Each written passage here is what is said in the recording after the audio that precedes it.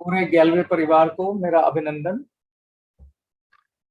गैलवे परिवार में जब मैं गैलवे परिवार कह रहा हूं तो मेरा मतलब उन सभी से है जिन्होंने कभी भी गैलवे परिवार को छुआ है और जो भविष्य में छूने वाले हैं, सब किसी भी तरीके से, चाहे वो गेस्ट बन के आए या हमारे कभी साथी रहे, कहीं और किसी कंपनी में चले गए। मैंने क्रिएटर से सबके लिए प्रार्थना मांगी है, सबके लिए मंगल मांगा है, क्योंकि एक बात क्लियर है, हम सब उसी परमपिता परमात्मा का अंश है। इस शरीर में आके अलग अलग हो गए हैं और अपने गुणों से प्रभावित हैं, लेकिन सब में ब्रह्म है, सब में परमात्मा है। इसी दृष्टिकोण के साथ मैंने सबका मंगल मांगा और क्रिएटर ने मंगल दिखाया भी। आज मैं जो आपसे बात करने वाला हूं वो एक छोटी सी स्टोरी के साथ बात शुरू करता हूं। एक बड़ा प्रतापी राजा था।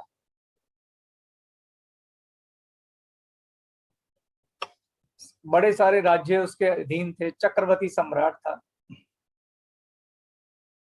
लेकिन वक्त का पहिया बदला, उस पर दुश्मनों ने आक्रमण किया। अंदर का सेनापति मिला हुआ था, और जैसा कि हमेशा होता है, जब अंदर से कुछ गद्दार होते हैं तो बड़े बड़े राजा हार जाते हैं।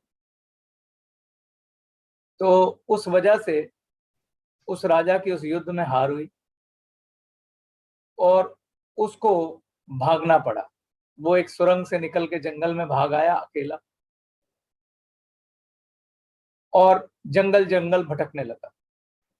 खाने के लालसे पड़ गए, खाने के लाले पड़ गए। टाइम बीतता रहा, कभी वृक्ष से कुछ तोड़ के खाया, कभी कुछ खाया। जरा कल्पना कीजिए, एक राजा जिसके आगे 56 भोग आते हैं, सेवक सेविकाएं हमेशा उसके आगे रहती हैं, उसके लिए कितनी बड़ी विपत्ति थी। और वो बड़ा तकलीफ में इधर उधर भटकते भटकते एक साधु के आश्रम में पहुंचा। उसने उनको प्रणाम किया तो साधु को अपनी विपदा बताई। तो साधु ने उसको एक अंगूठी दी, एक हाथ में पहनने वाली अंगूठी। उन्होंने कहा, हे राजन, जब तुम्हें लगे ना कि तुम बिल्कुल हार गए हो, कोई आशा नहीं बची, सारी उम्मीदें टूट गई हैं, तब तुम इस अंगूठी को खोल लेना, उससे पहले मत खोलना। राजा ने साधु को प्रणाम किया और वो वापस आगे बढ़ गया। फिर से जंगलों में धक्के खाता रहा, समय बीतता रहा। आखिर एक दिन राजा बिल्कुल निराश हो गया। उसे लगा अब जीवन में कोई आशा नहीं बची, मुझे इस जीवन का त्याग कर देना चाहिए। उसने आत्महत्या करने का डिसीजन लिया, क्योंकि वो कहता था कि भाई अब मैं थक गया। वो पेड़ के नीचे बैठा जब ये विचार कर रहा था, तभी उसकी नजर उस अंगूठी पे पड़ी और उसने सोचा अब इससे बुरा वक्त क्या होगा कि जब मैं अपने जीवन का अंत ही करने लगा हूं, तो चलो मैं एक अंगूठी एक बार खोल लेता हूं। तो उसने उस अंगूठी को खोला तो उसमें एक महामंत्र लिखा हुआ था, और वो महामंत्र मैं आपको बताने जा रहा हूं। वो महामंत्र था, हे राजन, ये वक्त नहीं रहेगा। हे राजन, ये वक्त नहीं रहेगा। जैसे ही उसने इस बात को पढ़ा, उसके अंदर फिर से एक आशा जगी कि ओके, वक्त बदलेगा। वही हुआ। मुश्किल से 1 महीना और बीता था तो उसका सेनापति उसे ढूंढता हुआ आ गया और उसको बोला, हे राजन, हम आपको बहुत दिनों से ढूंढ रहे हैं, आप चलिए, हमने अपना राजपाट वापस जीत लिया है और हम सब आपका इंतजार कर रहे हैं। वो वापस राजा बना, उसने फिर कई युद्ध लड़े, वो चक्रवर्ती सम्राट बना। पिछली बार से भी ऊंचा राजपाट उसका हो गया। इतना ऊंचा हो गया, इतना ऊंचा हो गया कि वो अय्याशी में उतर आया। शराब, नृत्य की, पूरे विलास में डूब गया। इतना नशे में डूब गया कि उसने साधु संतों का सम्मान तक करना बंद कर दिया। एक दिन बिल्कुल नशे में था तो अचानक उसकी नजर उस अंगूठी पे पड़ी, और इस बार उसने घमंड में खोला है। जब उसने खोला तो उसमें वही महामंत्र लिखा था, हे राजन, ये वक्त नहीं रहेगा। वक्त बदलता है दोस्तों, और यही हमारा जीवन है। वक्त हर पल बदलेगा, बदलाव ही सृष्टि का नियम है। कोई भी चीज स्थायी नहीं है। फिर स्थायी क्या है? स्थायी है आपका एटीट्यूड, आपका नजरिया, जो कि आपके ज्ञान पे निर्भर करता है। सेम घटना अलग अलग व्यक्तियों के जीवन में होती है और उन सबका नजरिया अलग अलग होता है उसको देखने का। सेम घटना सबके जीवन में होती है, मगर अलग अलग नजरिया होता है सबका देखने का, और ये नजरिया उनका ज्ञान तय करता है, और यही नजरिया उनको सागर से पार ले जाता है। मैं इस सेशन में काफी आध्यात्मिक मोड में हूं, लेकिन फिर भी मैं आपको कुछ प्रैक्टिकल और व्यवहारिक उदाहरण देता हूं। ऐसी अनगिनत कहानियां हैं जहां लोग ऊपर से नीचे धरातल पर गिर गए और फिर उठे और फिर ऊपर पहुंचे, और पिछली बार से भी ऊपर पहुंचे। मैं खुद उसका उदाहरण हूं, मेरे जीवन में ऐसा 4-5 बार हुआ। अगर मैं नेटवर्क मार्केटिंग का उदाहरण दूं, तो जिस समय मैं नेटवर्किंग करता था, सरबजीत जी जानते हैं कि मेरे साथ ऐसा हुआ था। जब मैंने नेटवर्किंग की थी, मैंने बुलंदी को छुआ था, और जैसे उनके सेनापति हुए थे, कुछ हमारे यहाँ भी थे। तो उन्होंने दूसरी कंपनी, उस समय वो थोड़ी कंपनियां आई थी, ऐसा बार बार होता है, और हमारा पूरा नेटवर्क तोड़ के ले गई थी, और मैं और सरबजीत 2 अकेले व्यक्ति बचे पूरे इंटायर नेटवर्क के अंदर। सरबजीत मेरी डायरेक्ट था। मतलब मैंने इतने भारी मन से ये कहा था, क्योंकि वो इसे भी लालच दे रहे थे। मैंने कहा तेरा सारा नेटवर्क चला जा, तू भी चला जा, तू क्या करेगा? और सरबजीत हमेशा एक लक्ष्मण की तरह, एक भाई की तरह खड़ा रहा, कहता नहीं सर, मैं साथ ही हूं।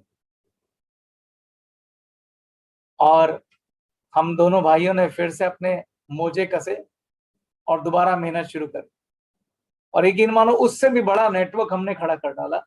और ऑफ कोर्स हमने नहीं, ईश्वर की इच्छा से ही हुआ। लेकिन एक चीज उसमें कॉमन थी, वो ये थी कि ये वक्त नहीं रहेगा, ये वक्त बदलेगा। कोई वक्त जो है वो स्टेबल नहीं होता। मैं इस मेडिटेशन में साक्षात देख रहा हूं कि ग्लेज को भारत की नंबर 1 कंपनी बनने से कोई नहीं रोक सकता। बस आपको अपना नजरिया रखना है सही, विश्वास वाला, अपने योद्धा को जगा के रखना है। कुछ नहीं होता, गिर गए तो क्या हुआ, आगे 10 बार फिर गिरेंगे, गिर के फिर उठेंगे। जब जीवन में उतार चढ़ाव आना ही है, तो हम अपने अंतर मन की शक्ति तो मजबूत रखें। मेरे से किसी ने कहा कि यार आपकी कंपनी काफी डाउन हो गई इस कोरोना में। मैंने कहा सर, एक कमरे के मकान में रहता था, 7 लोग रहते थे, मेहनत करी, ईश्वर ने उस मेहनत में आशीर्वाद डाला और यहां तक पहुंचा दिया। तो मैंने कहा भाई, इस योद्धा को हराना आसान है। ज्यादा क्या होगा, दोबारा एक मकान में पहुंच जाऊंगा, एक किराए के मकान में।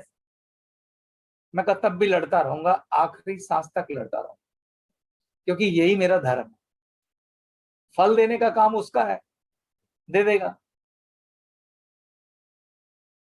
तो आपके जीवन में नजरिया योद्धा और लड़ाके का होना चाहिए, निराशा का नहीं। क्योंकि जिसके मन पे निराशा छा गई, उसे कोई जिता नहीं सकता। इसके लिए मैं आपको एक और कहानी सुनाता हूं कि निराशा कितना बड़ा शत्रु है आपका। और निराशा का जो का निशानी है कि आपको निराशा है या नहीं, वो तब है जब आप नकारात्मक बातें करते हैं, जब आप दोष ढूंढना शुरू करते हैं परिस्थितियों में। उसका मतलब है आपके जीवन में निराशा ने कब्जा कर लिया। किसी भी तरह का दोष ढूंढने वाले लोग निराशा नाम की बीमारी का शिकार हो जाते हैं।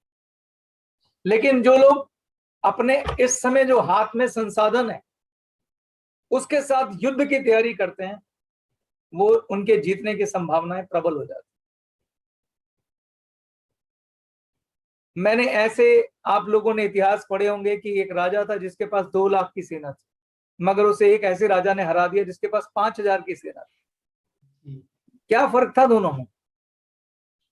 क्योंकि 5,000 वाले को पता था कि मेरे पास 5,000 लड़ाके हैं जिन्होंने अपना जीवन दांव पे लगा दिया, और 2 लाख वाला, उसके 2 के 2 लाख लोग निराशा में थे। तो निराशा से बड़ा शत्रु कोई है नहीं। मैं आपको एक कहानी सुनाता हूं। इस कहानी का टाइटल है चूहे का धन। एक साधु था, वो बेचारा सुबह भिक्षा मांग के लाता था, भिक्षा मतलब भीख मांग के लाता था, और दोपहर को खाना खा लेता था और थोड़ा रात के लिए बचा लेता था, और रात को खाने के लिए एक पोटली में बांध के छोड़ देता। यही उसकी दिनचर्या थी।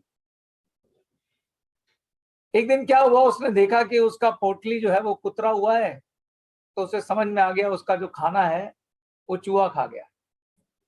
तो उसे उस रात भूखा सोना पड़ा। अगले दिन उसने क्या किया, पोटली को थोड़ा ऊपर रख दिया कि चूहा ना खाए।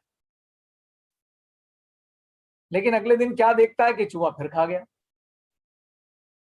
बड़ा दुखी हुआ, फिर भूखा सोना पड़ा। तो अगले दिन उसने क्या किया, पोटली को थोड़ा और ऊंचा रख दिया। लेकिन क्या देखता है कि चूहा फिर से उस खाने को खा गया। अब साधु को कुछ समझ नहीं आया, उसने छत में ऊपर, सबसे ऊपर लटका दिया पोटली को। लेकिन क्या देखता है कि चूहा फिर से उसके खाने को खा गया। अब तो भूखे रहते रहते 4 दिन हो गए, तो उससे रह नहीं गया, तो वो अपने गुरु के पास गया कि गुरुदेव ऐसे ऐसे हो रहा, मुझे तो समझ नहीं आ रहा, मैं पोटली को क्या आकाश में लगाऊं। तो गुरुदेव ने कहा तुम कुछ मत करो, तुम घर जाओ और उसका बिल ढूंढो, और उसका बिल खोदो, और उसके बिल में जरूर एक छुपा हुआ खजाना है, उसको नष्ट कर देना। साधु ने ऐसा ही किया। वो गया, उसने चूहे का बिल खोजा, और बिल जब खोदता हुआ एक जगह पहुंचा तो उसे दिखा कि खूब सारा अनाज पड़ा हुआ जो चूहे ने वहां पे इकट्ठा कर रखा। उसने वो सारा निकाला और जला दिया। अगले दिन क्या देखता है कि उसकी पोटली का खाना नहीं खाया हुआ। फिर उसने क्या किया, पोटली को देखने के लिए थोड़ा नीचे रख दिया। तो क्या देखता है, चूहे ने फिर भी खाना नहीं खाया हुआ। फिर उसने पोटली को थोड़ा और नीचे रख दिया, तो देखा कि चूहे ने खाना नहीं खाया गया। अब उसको लगा कि गुरुदेव से इसका राज तो पूछना ही चाहिए। तो गुरुदेव के पास गया कि सर गुरुदेव ऐसा क्यों हो रहा है, अब वो मेरा खाना क्यों नहीं खा रहा है। तो गुरुदेव ने कहा उसकी जो ताकत है वो उसके छुपे हुए धन में थी। तुमने उसका धन नष्ट कर दिया, उसकी ताकत खत्म हो गई, उसको निराशा ने घेर लिया, वो भूल गया कि वो कितनी ऊंची छलांग लगा सकता है। निराशा इतना खतरनाक चीज होती है। वो राजा जब आत्महत्या कर रहा था, उस अंगूठी में लिखी एक लाइन ने उसे सिर्फ क्या दिया था मालूम है? होप, आशा। आशा बहुत ताकतवर चीज है। जब आप इस मेडिटेशन को करते हैं और खुद ईश्वर के साथ साक्षात्कार करके अपने जीवन की रचना करते हैं, इससे एक चीज पैदा होती है, होप, जो कि बहुत पावरफुल है। अवचेतन मन के अंदर अगर आप पॉजिटिव होप को भरते जाएंगे, भरते जाएंगे, भरते जाएंगे, भरते जाएंगे, कोई कारण नहीं है कि आपको वो जीवन में प्राप्त ना हो जो आप प्राप्त करना चाहते हैं।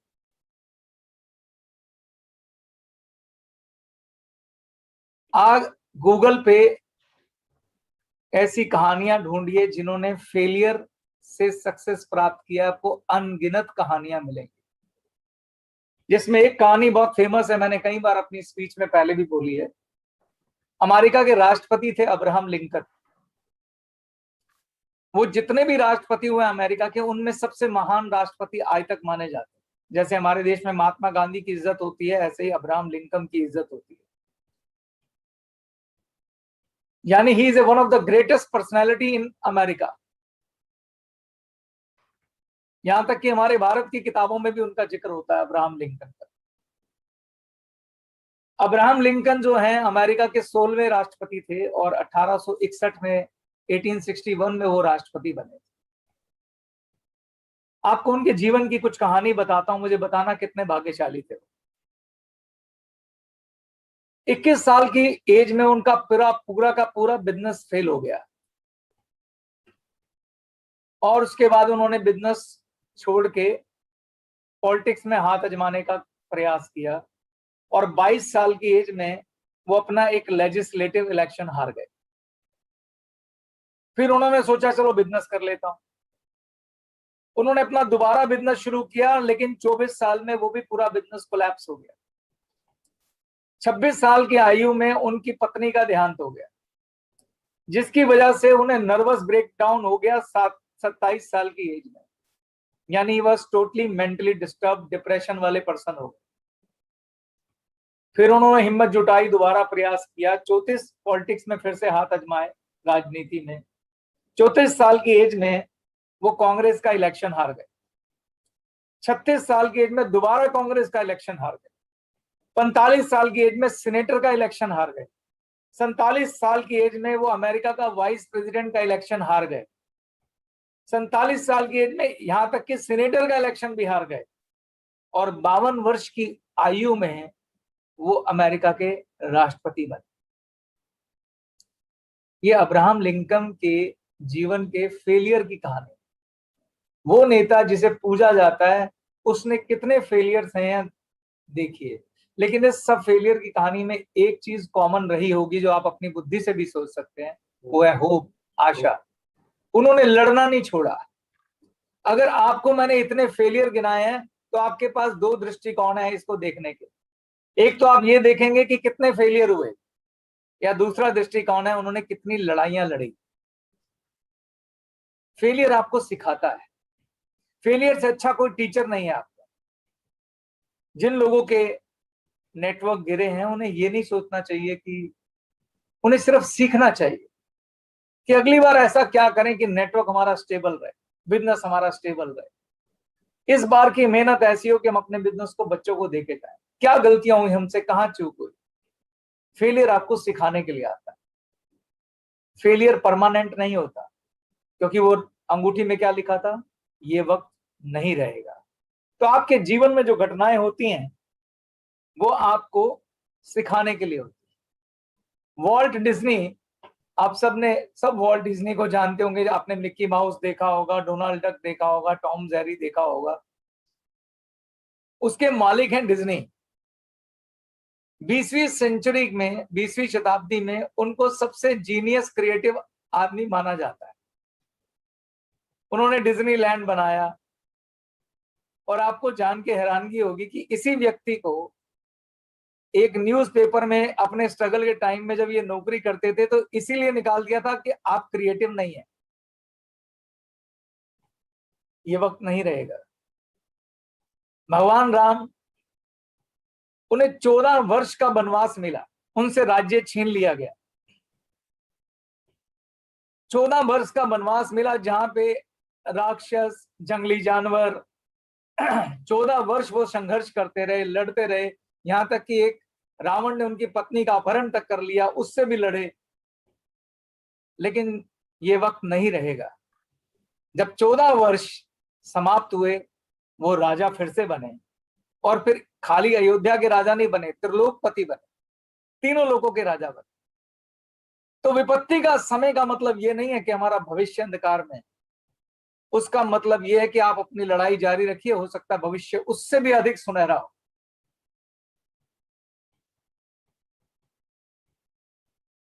हमारे इतिहास में बहुत कुछ ऐसा भरा पड़ा है, पूरे विश्व में ऐसी कहानियां भरी पड़ी हैं, जहां लोगों ने विपत्तियों में संघर्ष करके अपने सुनहरे भविष्य को सुनहरे अक्षर में लिखा। महाभारत में पांडवों को दुनिया का सबसे बड़ा योद्धा बोला जाता है।